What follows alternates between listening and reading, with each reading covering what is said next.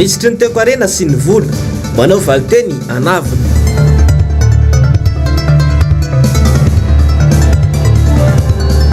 Rotona sy tapany ny tondrana mbola tsy ny mpitondra ihany ny manavaka ny maika sy ny lara-pahamehana. Fanafody vita amin'ny raokandro malagasy voasakana tsy afaka miditra ao la Frantsa. Tompoko lasy tompoko vavy ankafaliana sy ampitiavana indray ny tsotiako ny tokantranao amin'ity arivan'ny zoma faharoa Jolay raika amby roapolo sy roa arivo ity. Tonga soa indrainao ato anatin'ny fampalalam-baovao ny fahitalavitry ny MBS ka manasanao ampanajana sy ampitiavana tenako anaraka ny vaovao hatramin'ny farany. Araka ny fantatra dia vokatra vita malagasy ampolony no voarara tsy afaka ahondrana ao Frantsa amin'izao fotoana izao. Voakasika izany avokoa ireo orinasa mpamokatra fanafody vita amin'ny raokandro malagasy eto Madagasikara. Orinasa iray moa androany no nampiantso mpanao gazety teny atsaka veriteny ny resaka ny mikasika izay. Anjavandre maefa sy toky Ramarla. Ny 20 jona lasa teo dia nisy ny fanapahan-kevitra no raisy ny fanjakana frantsay fa voarara ny fampidirana ireo vokatra malagasy vita amin'ny raokandro sy ireo vokatra toy ny sigara sy ny zava-pisotro misy alkôla. Tafiditra ao anatin'izany koa ireo vokatra anaty boaty. Nahakaka ireo mpanara misehatra ao anatin'ny famokarana fanafody vita amin'ny raokandro malagasy eto amintsika anefa io fanapahan-kevitra io. Nanambara aloha ireo mpandrara fa mbola tsy namohan'ny fanjakana frantsay fanazavana ofisialy ny mikasika ity raharaha ity saingy ireo fenitra ara-pahasalamana mikasika ireo fanafody no miteraka olana hoy ny fanazavana. Ka raha niezahana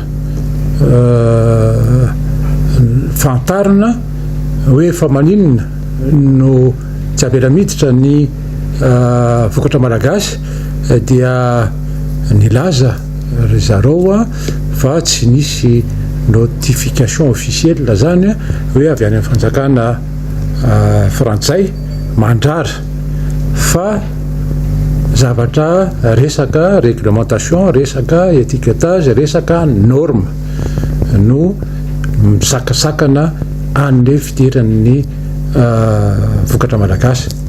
Ka io tena tokony jerena mihitsy tokony iresaka azava tsara hoe inona ny afaka alefa Madagasikara, inona tsy afaka alefa Madagasikara. Ireo anke tsisy produit prohibé na produit dangereux kanefa dia sakasakarana izy dia miverina zany tsika amin'izy hoe apetrao ny normenareo zao ny réglementation amin'ny étiquettenareo dia tokony tsy hanana olanareo. Efatra izay no nisy ny sakasakana ataon'ireo firenena sasany mikasika ny fanondranana vokatra malagasy makany ivelany ho hatrany ny fanazavana. Saingy tamin'ity indray mitoraka ity dia betsaka loatra ireo vokatra sy orinasa voakasika atao anatin'izany. Izy fetraikainy goavany eo amin'ny sehatry ny fandrarana nefa izany tsy raha toka tsy misy ny vahaolana matipaika hiatrehana izany. Fa raha mbola ohatran'izao tsika dia tsy fantatsika fa mandeha anjambany fotsiny hoe lasa ny entana ho tafiditra ve sa tsy ho tafiditra, hivoaka ve sa tsy hivoaka. Ianao tsy afaka hiasa ohatran'izany satria misy ao ambadiky le asanao io nke misy tantsaha, misy mpamboly, misy inona be dia be. Ka dia raha ohatra le izy tsy fantatrao zay isuan'le l'exportation anao zany dia sarotra be miasa amin'izany satria ny Madagasikara nge tsika nosy zany hoe tsy maintsy mitady lalam-barotra sika any velany fa raha tombony izay zavatra izay dia fantiantoka be Madagasikara. Maro ny fanehoan-kevitra fa misy ifandraisany amin'ny raharam-pirenena io fandarana fanondranana vokatra malagasy io. Marihana fa i Madagasikara sy la Frantsa dia efa nifandray 200 taona na ara-tantara izany na teo amin'ny fifaneraserana ara-barotra. Ny azo ambara aloha dia tampaka ho an'ireo mpandarana ny fanapahan-kevitra toy izao. Vaovao avy any atsimo nosy kosa indray dia ina iamafy hatrany ny olany tsy fanjary-tsakafo any amin'ny tapany atsimo nosy iny. Ponina maro no tandindomindoza ny amin'ny mety ho fiantraikan'izany amin'ny taona ho avy raha tsy misy ny fandraisana andraikitra mialoha. Zarara misy ny tany azo volena any an-toerana toy ny any Amboasary mipaka hatrany Beloha no ny fisiny Tiomena na ny rivotra mitondra fasika any an-toerana. Mamitana amintsika izay vaovao izay ny namana mpanao gazety Yando Miaratiana teo amin'ny rindra-tsary ny Mateo Prince.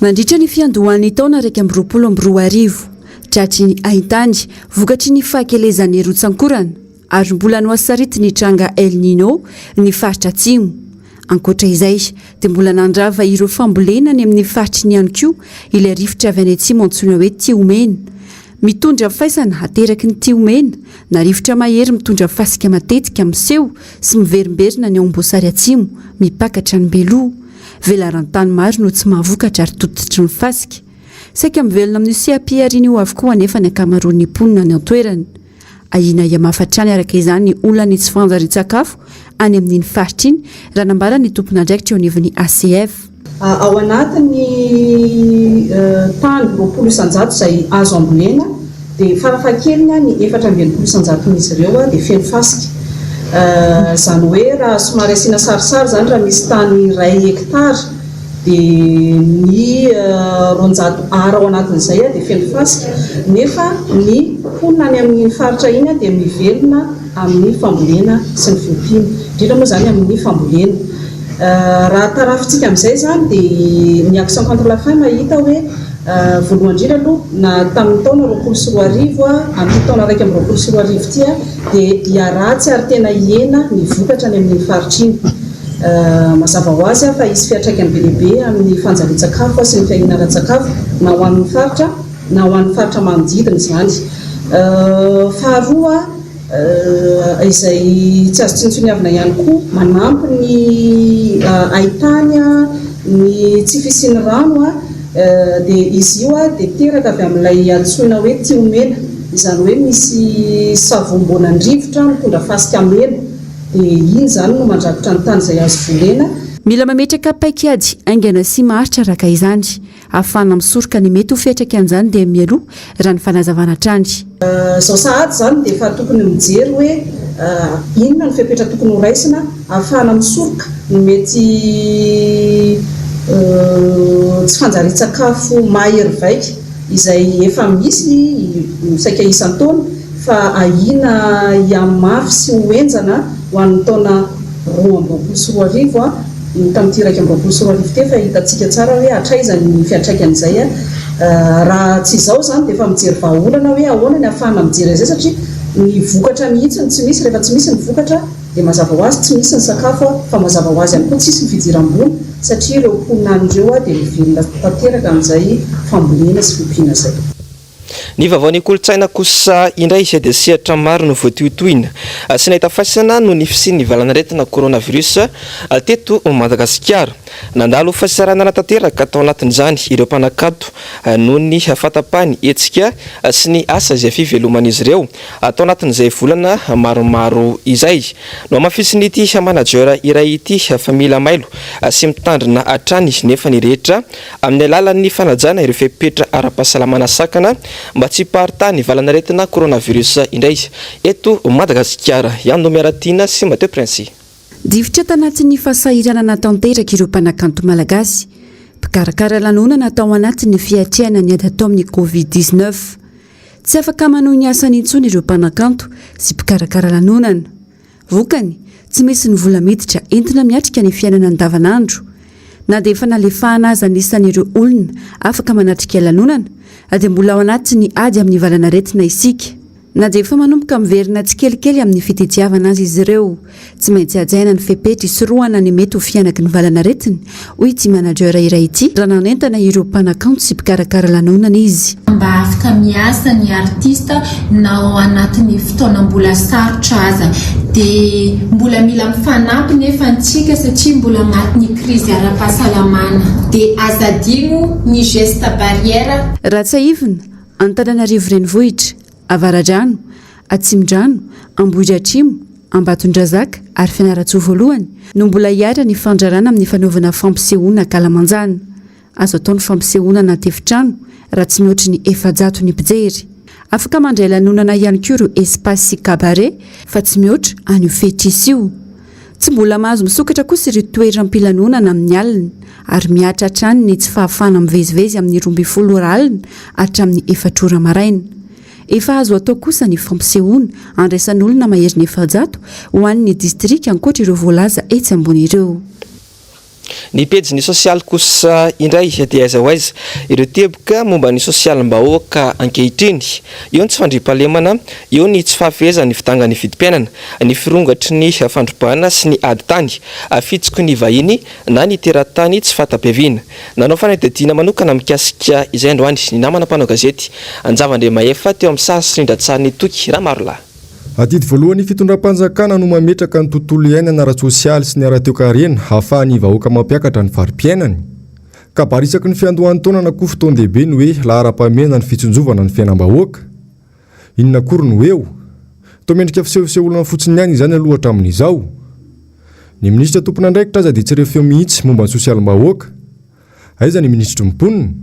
Tsy misy ny fanambarana nataony momba ny zava-mitranga atsimo amin'izao fotoana izao, izay miaina tanteraka anatin'ny kere. Tsy nena tsy miaina nefa afasaka manerana amin'ny Madagasikara, dia miaina anatin'izay tsy fahampitsakafo izay avokoa. Tsy ahitam-baolana nefa hatramin'izao ny fiakaran'ny vidim-piainana. Miamikorosofana ny fiainam-bahoaka malagasy. Le resaka sosialim-bahoaka aloha zao dia tena mijaly le olona any atsino amin'le tsy fahampitsakafo voalohany indrindra. Dia eo amin'le fampianarana amin'ny ankizy indray le ankizy koa zany mijaly eo amin'le resaka bourse sy ny karazany. Satria le ray aman-dreny efa sahirana amin'le fiainana, dia tokony mba tsy ho tapahana le bourse ny ankizy, tokony tsy hampifilafilaina zany ny mpianatra. Paikadin'le fanjakana zany tsy dia maty paika firy. Satria mbola betsaka ny vahoaka no mijaly sahirana mitaraina. Ary ny sosialim-bahoaka zany dia vidin'ny fiainana andavanandro no miakatra. Ny fiakarana zany asana ny izany tena tompona andraikitra amin'le izy tsy hoe ministera voatra aloha tompona andraikitra voalohany. Amin'ny lafiny anankiray aloha ny fitondram-panjakana raha ny filazana fahinoana azy dia hoe miasa amin'ny fitondram-panjakana, misy ny ataony fa nefa ny tokony zavatra hoe amin'ny mahavahoaka madinika zany any amin'le sosial aloha amin'le valana retina eo zany tokony hivalam-parana betsaka, tokony hojerena kaikaiky koa le fiainam-ponina. Ny sosialim-bahoaka no hita hoe tsy dia mandeha firy satria be da be sahirana, tsy mahazo amin'le resaka vaditsinjo, tsy fanampiana maro isan-karazany, tena tonga natateraka mihitsy satria na eo amin'le resaka sakafo fotsiny tsy mitovy tsony ny arotsaka. Satria teo aloha raha hoe mandrotsaka 3 kapoaka, izao mety efa 2 kapoaka sisa no hita satria miakatra ny vidim-bary. Tsy afa-miala amin'izao sosialim-bahoaka mikorosofahana izao anefa ny fanjakana, fa indrindra ny ministry mimponina. Toa tazam-potsiny anefa ankehitriny izany fahoriana mianjady amin'ny vahoaka izany, na dia efa miatra manaina aza. Enatra lehibe ho an'ny firenena ny fahitan'izao tontolo izao fa misy amin'ny malagasy no maty noho ny tsy fahampitsakafo. Tena miasa ary mahatsapa izany ve ny fanjakana sy ny ministera piay. Vokatra tsotra no sady azo fitinina amin'ny fihezanteny fohy hatrany no andrasan'ny malagasy hatramin'izay ao anatin'ny vinan'ireo mpitondra sy mbola hitondra, dia ny hoe miatraikana anaty vilany tsiraray ny fandarana asa mpitondrany. Izany hoe afaka mampiakatra ny farim-piainany satria izay no anakaramana ny mpitondra. Ny vaovao tapatapany kosa indray, vaovao ny fanatanjahantena dia hiditra amin'ny lalao ampahefadalana ny fiadina ny tompon-dakan'ny Eropa amin'ny baolina kitra na ny Euro 2024. Niditra ny santatra izany fionany izany ny fionan'ny Suisse amin'ny Espagne izay atao any Saint-Pétersbourg any Rosia any Zoma izay efa nanomboka tamin'ny 7 ariva teo. Aorin'izay kosa dia ifandona amin'ny Belzika ry zareo Italiana amin'ny 10 ora alina ary aorin'izay ifandona amin'ny Belzika ry zareo Italiana. Lalao izay atao any Munich any Allemagne.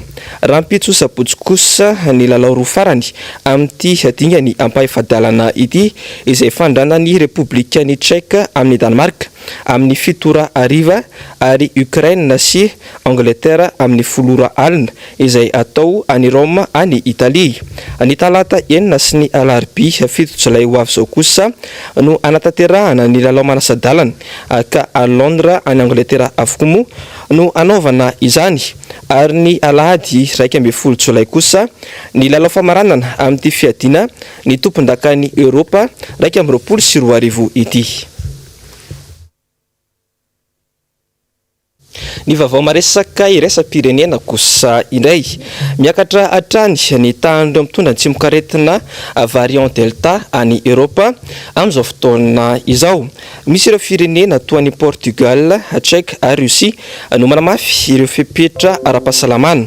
ao ihany koa ny fanentanana ny vaksiny na ho an'ireo teratany vahiny izay miponina any antoerana na ihany koa ireo mandalo ao amin'ireo tanàna ireo. Mamitana amintsika izay vaovao izay ny namana mpanao gazety Yando Miaratina eo amin'irindra tsary ny Mateo Prince. Tanàna 7 mahery ao Portugal no tsy maintsy mampiatra ny couvre-feu manomboka androany zoma raha ny fepetra vaovao no raisiny tompona ndraikim-panjakana antoerana noho ny fiparitahan'ny Covid-19 amin'ny endriny vaovao na ny delta izany. Entitra ny ministra tompona ndraikitra ny antoerana raha nanambary ireo fepetra miatra antoerana izay nilazany fa voafetra manomboka amin'ny 12 alina hatramin'ny 10 ora maraina ny fifamoivoizana an-dalambe, mifarana amin'ny 10 ora sasany alina ny fampisehoana. Tsy azo ataony mamory olona maro toy izay ihany koa ireo lanonana samihafa izay voafetratra amin'ny 20 isanjato ihany ny olona saina. Raha ny tatitra tanàna 40 no atahorana sy tandindondoza amin'ny fianakidivalana retina ity ary tanàna 20 no ahina mafy. Raha ny antotanisa mahery ny 500 isanandro ireo voamarina fa mitondra ny tsimokaretina ao Portugal. Tafakatra valo etsy mahery ireo vo ary 107 sy iray alina ireo maty vokatry ny Covid tao antoerana hatramin'ny atombohan'ny valana retina. Any amin'ny Republika ny Tchèque ihany koa dia no mafisina ny fepetra ara-pahasalamana anakanana ny variant delta any antoerana. Ireo mponina ao aminy izay niala sasatra any amin'ny firenen-kafa dia tsy maintsy anaovana fitiliana any amin'ilay firenena nandehanany. Tsy azo ekena koa io ny ministry ny fahasalamana ao antoerana ny ampidirana ireo mpampiasa amin'ny toeram-piasana ireo olona avy any ivelany ka tsy nahavita fitiliana farafahakeliny. Any Rosia dia miroso amin'ny vaksiny andian'ny faharoa na rappel ho an'ireo vita vaksiny enim-bolana lasa izay. Tafiditra ao anatin'izany koa ireo teratany vahiny. Ho an'ny faritry ny morontsiraka ny Krasnodar dia miatra ireo fepetra ireo. Ka maro no manahy fa ho tandindondoza ny sehatry ny fizahantany ao antoerana. Mariana fa ny fizahantany no sehatra mampidi-bola voalohany ao amin'ny faritry Krasnodar io. Eo amin'izay vaovao maresaka iraisam-pirenena izay hatrany dia tandindondoza amin'ny fiakarany maripana mahery vaika ny mponina ao Kanada sy ny faritra maromaro ao Etazonia ao amin'izao fotoana izao. Tafakatra hatrany amin'ny 70 degré Celsius ny maripana ao Vancouver any Kanada. Tranga izay tsy mbola fahita hatramin'ny taona 770 ankoatra ny fahafatesan'olona dia fototra-afitrasa maro ihany koa no simba sy may vokatry ny hafanana tafahoatra. Mbola Yando Miaratina sy Mateo Prince hatrany. Lasibatry ny hafanana mahery vaika ny ao Kanada sy ny faritra maromaro ao Etazonia amin'izao fotoana izao. Nahatratra amin'ny 7,5 degré Celsius ny maripana atao Vancouver any Kanada tamin'ity herinandro ity. Tranga izay antsoin'ny ireo mpisahana ny eo amin'ny famantarana ny toetry ny andro hoe dôme de chaleur izay vokatry ny hafanan'ny tany. Tsy mbola ny aina maripana ambony toy izany ny firenena hatramin'ny taona 770 amponony maro ireo maty vokatra izany raha ny tatitra nataony manampahefana any antoerana. Ankoatra io, loza mitatao an'ny mponina ihany koa izany vokatry ny famaizana fototra-afitrasa maro sy ala toy ny mitranga ao Liton 100 km avaratra atsinanan'ny Vancouver. Anjatony ireo mponina no tsy maintsy nafindra toerana noho ireo antony ireo. Manoloana ity tranga ity miantso amin'ny firaisan-kinany rehetra ny Prime-ministra antoerana. Maro ireo fepetra no raisiny tompona ndraikim-panjakana hatrehan'izany toy ny fikatona ireo sekoly ary ny fampiatona ny fanaovam-baksiny adina amin'ny Covid sy ny maro hafa.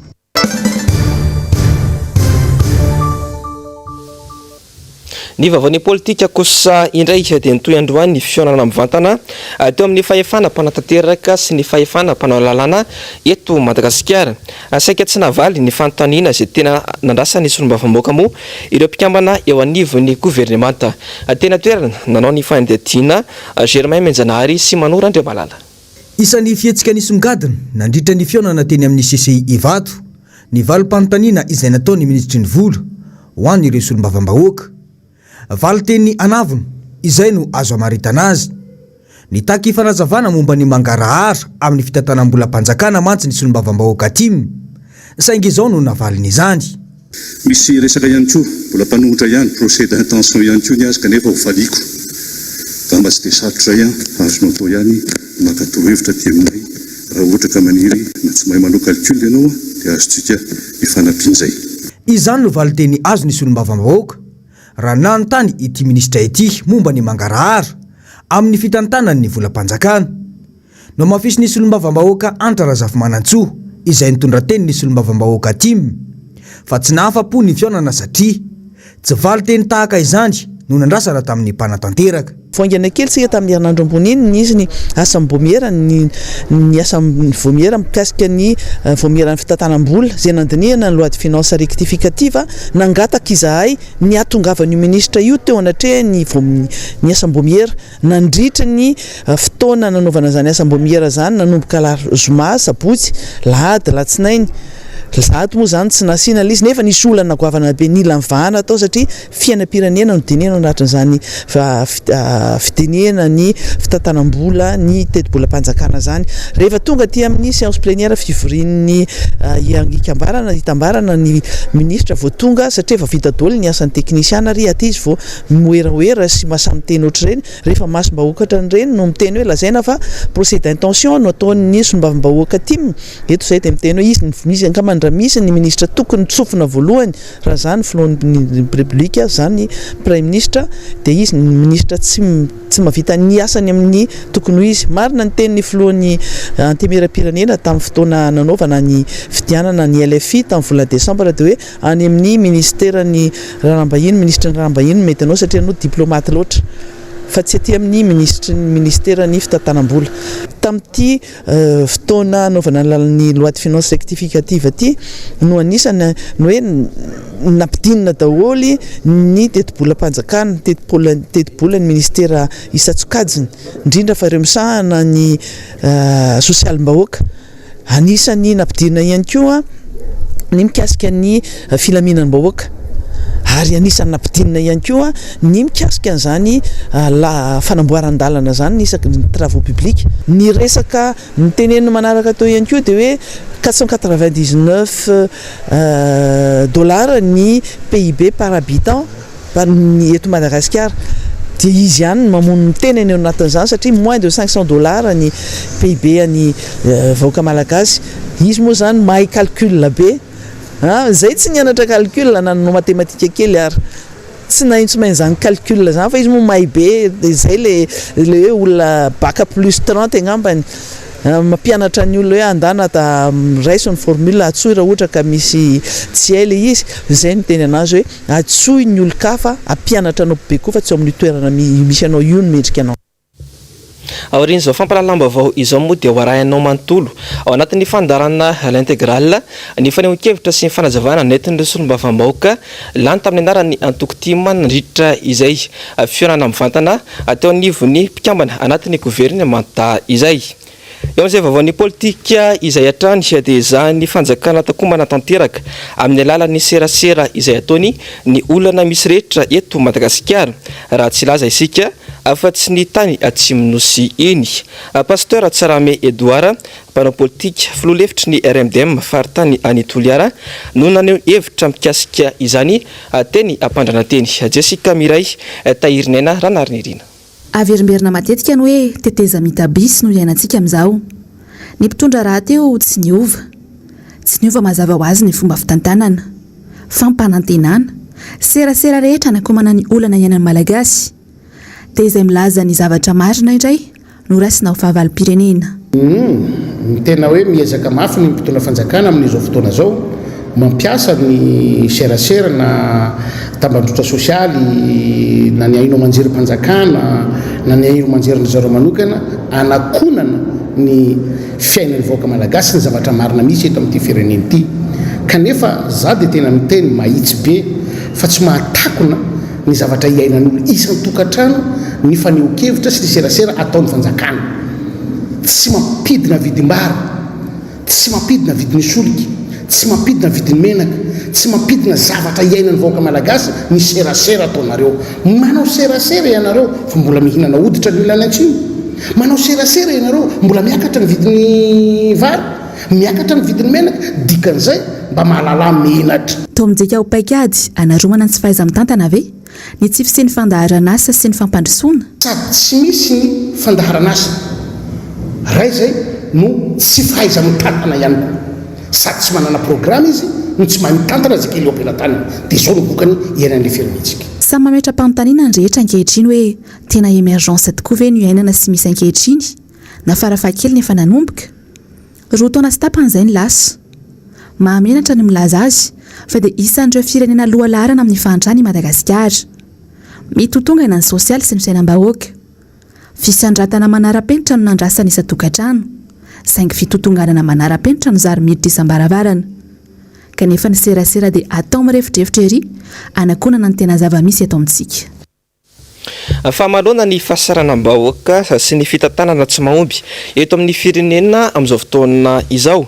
Adepana politika no sady iray mandreny ara-panahy iray androany no nitondra ny heviny manoloana izany. Anjavandray Mahefa sy Toky Ramarola. Tsy manana paikady matotra iadivana amin'ny fahantrana lalina mahazo ny vahoaka ankehitriny ny fanjakana. Porofo mivaingana ny mahazo rekerehany atsimo amin'izao fotoana izao.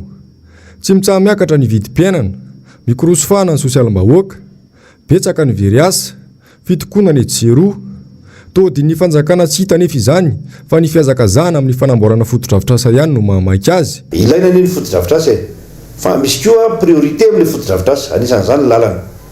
Ohatra zao raisiko ohatra fotsiny hoe lalana eto Antananarivo renivohitra tena potika tanteraka.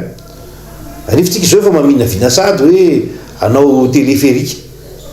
Zay mbola hoe fa lalana an-danitra zany ndeha asitsira ve.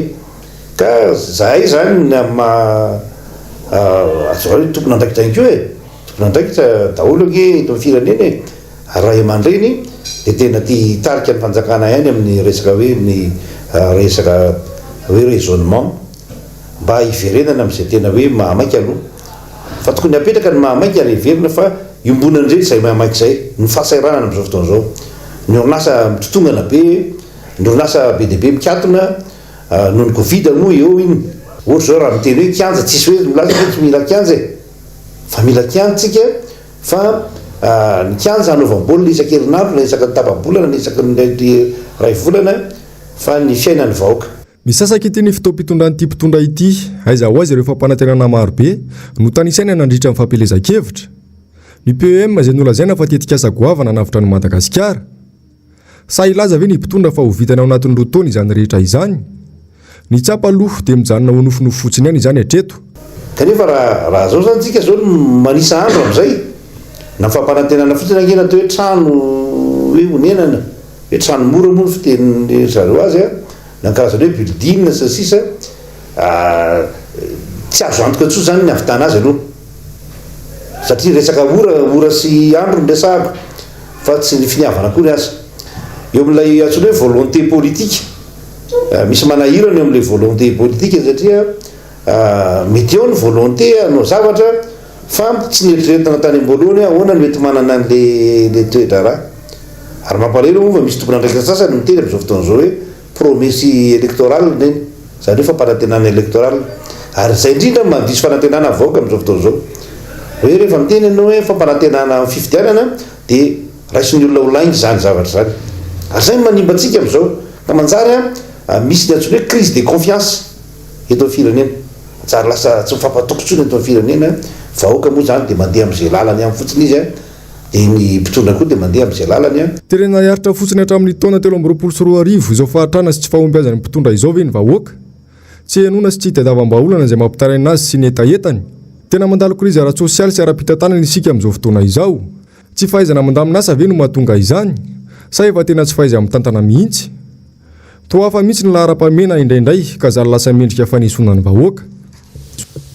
Fampanao politika sady paitoekarena Andriamatoa Jean-Jacques Ratsetson no vahiny ao anatin'ny fandarana Saila zao aoriana izao vaovao izao. Anisan'ny vohitra tao anatin'ny fandarana ny mikasika ny lalàna mifeny fanoerana na itsy ary tsy nsorina izy fa vao mandray ny asany ny fitsarana avo momba ny lalam-panorenana ny mpikambana ao anatin'ny HCC dia manitsaka sady ny lalam-panorenana amin'ny fankatoavana ilay lalàna mifeny mpanohitra mitondra ny laharana 240 tsipika 330 fanazavana. Zava-doza ho an'ny firenena le décision nataon'ny HCC. Fa tsy vitan'izany nge fa tena nanitsakitsaka lalam-pandrenana nge ny HCC. Azadino fa le lalàna 2011 013 Andriamatoa Rajoelina nge ny tao aorinan'io tamin'ny tetezamita nge natao fa monina lasa tsy mety tapika androany. Le zany ohatrany hoe fitofiran'olona fijerevako azy olona ray no tiliana dia anaovana lalàna le lalàna indray avy eo a nivoaka le lalàna zavatra ny seho tao dia hoe nisy tao amin'le considérant 4 hoe l'opposition parlementaire peut choisir un ou plusieurs chefs pour la diriger en dehors de toute procédure parlementaire. Raha tena marina fa tsy azo ivalozana décision ny HCC io ny tokony mijanona fa tsy maka décision fanohatra amin'ny intsony izy satria lasa hoe ny HCC indray ve zany a no manohatra ny didy tsy azo ivalozana navoakany zava-dozange zany a dia fa mampiseho sady zany a fa mila mailo mila mitandrina antsika menakavy amin'ny fifidianana amin'ny 2023 satria zalahy zany efa tsy manaja lalàna ntsony tsy fanajana lalàna nge zany maninona ny opposition tsy avelanao mifidy izay ho filohany na ao anatin'ny député izy na tsy ao hatramin'izay nge zay ihany nisy teta tokony ho fantatro ireo olona ireo fa tsy hijanona mandrakizay amin'ny fitondrana izy ary tsy tokony hanitsakitsaka lalam-pandroenana aiza veky ny HCC indray no manitsakitsaka ny lalam-pandroenana ny décision tsy azo ivalozana dia ivadian'ny tapika eo tsy mety fanabaribarin'ireo mpandray fitenenana tao anatin'ny fandarana miara-manonja androany ireo karazana fandikan-dalàna ataon'ny fitondrana ankehitriny nandritra izay fotoam-pitondrana izay misy fiantraikany avy hatrany amin'ny fiainam-pirenena ny zava-misy ary ny vahoaka hatrany no mizaka ny voka-dratsy ateraka izany mialy raha ronombana Mateo Prince. Matahotra mafy ny antoko-panohitra ny fitondram-panjakana ankehitriny ka manao izay ho afany mba haniliana sy tsy tenenana ireto farany intsony. Misy eo avokoa ireo karazana fandikan-dalàna rehetra tao anatin'izay roa taona sy tapany mahery kely ny tantanan'izy ireo ny firenena izay. Tatoato dia nisy eo tamin'ny alalan'ny fanovana ireo karazana lalàna izay napetraky ny filohan'ny repoblika ankehitriny tamin'izany fotoana ihany izay efa nososena ny lalàna napetraka izay. Anisan'ny ohatra kaiky tsy azo hidovirana ao anatin'izany ny fanovana ny lalam-panorenana sy ny santa amin'ny feno mpanohitra satria mandelingelina ny fitondrana sy ny mpiaradia aminy. Ny vahoaka malagasy hatrany nefa no lasa sorona amin'ny fitiavan-tenan'izy ireo. Tsy makany amin'ny tombontsoa anareo izy ary atahorana mihitsy ny hipetrahan'ny mpanohitra mety hanohitohina ny filaminanareo.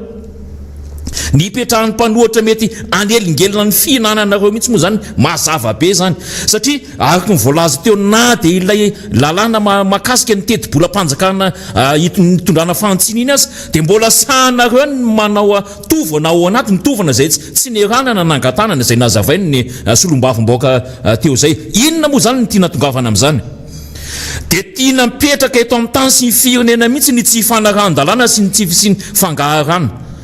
Dia ny vahoaka malagasy no mizaka ny tseranena ao anatin'izay indrindra fa ny fahasahiana mitsikerana zany sy miteny an'izany ary anaramanareo vola mihitsy ny mpanao compte fako miala tsiny fa compte fako dia mitombo isan'andro ary tsy laitra mihitsy ny fofona hoentina satria sady mpandainga no mpanaratsy olona no miezaka ny mamono ny gasy mitovy aminy. Razoina ny zava-misy eto amin'ny firenena tsy ao anatin'ny drafitrasa napetraky ny fitondram-panjakana mihitsy izany hoe hanatsara ny sosialy sy ny farim-piaina ny vahoaka malagasy izany.